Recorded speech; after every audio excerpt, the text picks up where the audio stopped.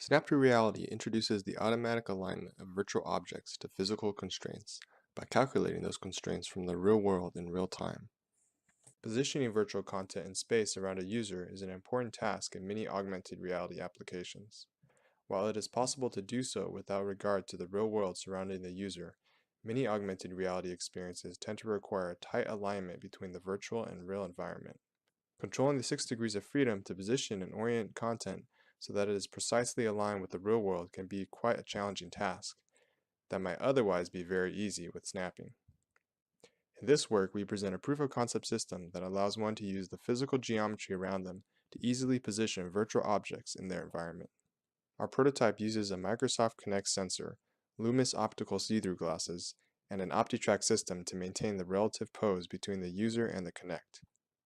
Our system specifically focuses on extracting physical edges and planar surfaces, as we believe they represent a rich set of constraints common to many environments. Edges and surfaces are extracted by analyzing the color, depth, and surface normals of the environment. As the environment dynamically evolves, the definition of the constraints may change to represent the new geometry. We take special care to minimize any temporal noise and allow using constraints that change smoothly over time. We can detect a variety of physical constraints in many different environments that can be used for guiding the position and modification of virtual objects.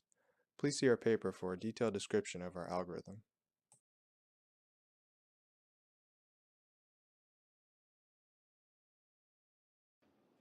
To further investigate snapping in augmented reality, we conducted 2 user experiments. In the first experiment, participants positioned and scaled augmented reality app windows to specify targets, with and without snapping. If the app window is not close enough to the target, we notify the user to try again. Participants positioned virtual content significantly faster with snapping than without. Participants also indicated that they felt more fatigued while not using snapping than with using snapping. This is indicated by observing the difference in physical movement by the participants under both conditions. In the second experiment, participants created virtual 3D objects guided by constraints extracted from the physical environment. A 3D box lying on a surface parallel to edges and walls and of desired dimensions could be constructed in seconds.